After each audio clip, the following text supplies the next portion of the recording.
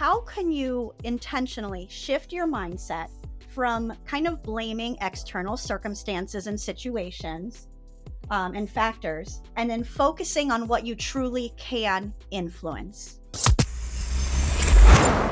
So I've actually done both of those where I was blaming everyone. I was always the victim, like victimitis, to the point that when I had to really take an outside lens and say, I have been playing the victim for so many years and it's gotten me nowhere. Well, let's go ahead and take a look at the other side. Maybe let's go the other route. And instead of playing victim, I take responsibility for everything that goes right and everything that goes wrong.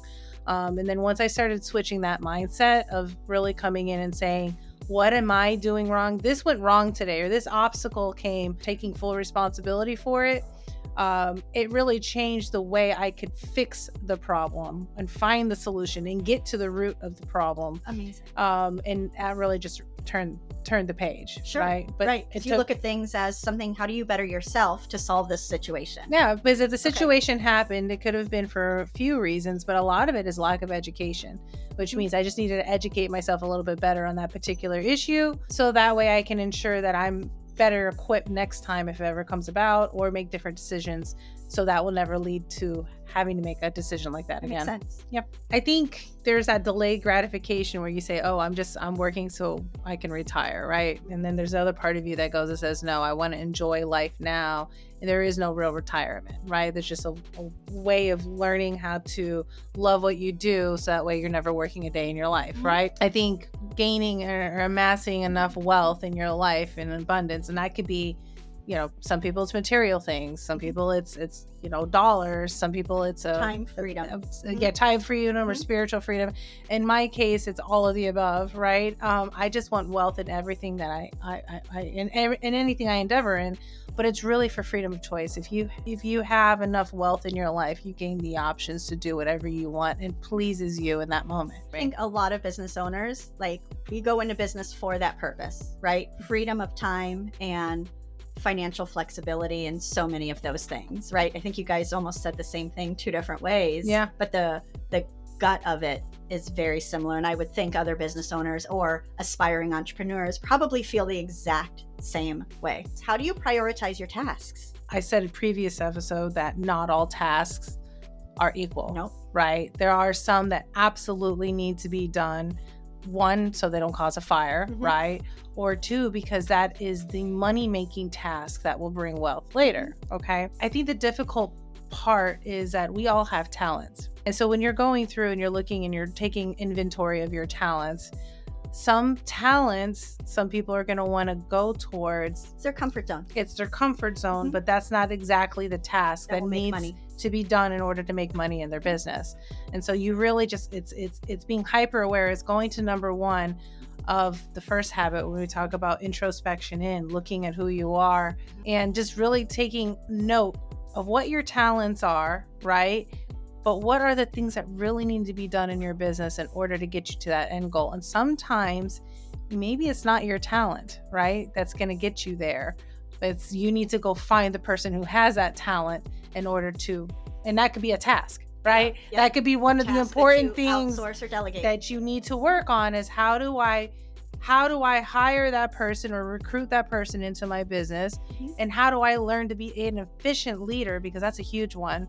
In order to lead that person and sell them on my vision so we can all work together for the same goal, right? That. First things first is just taking inventory of what talents you have, where are your weaknesses, where are your strengths, and then looking at the tasks that you need to do and how you're going to accomplish them, and if you're the one that needs to accomplish them.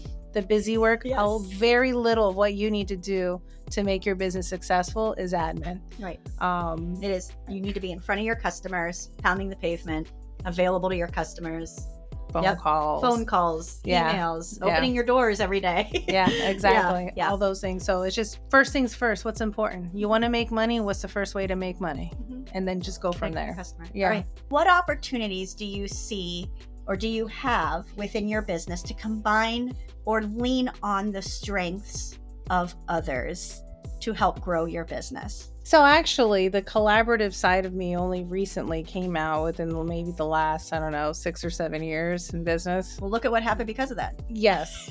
But even beyond that, within the last couple of years of really trying to take my past and previous experiences, focus more in on it. And with government contracting, it's all about collaborations. 100%. Win-win. Acknowledging that you need to collaborate is one thing. Making a plan of how you're going to execute on things is another. But really getting that other person to be bought in on what you're selling is the biggest part. And I think I'm really honing in on that one with the government contracting side, is because I'm a jewelry girl. I mean, they actually literally know me as the jewelry girl in government contracting, that this girl was selling fashion accessories, but now she's dealing multi-million-dollar contracts with the government. You know, like, how does that happen? A lot of it was, I didn't do it by myself. I will not take credit for all of those by myself. It's a team. It's my husband, it's my business partners, and every single one of us are bringing something to the table.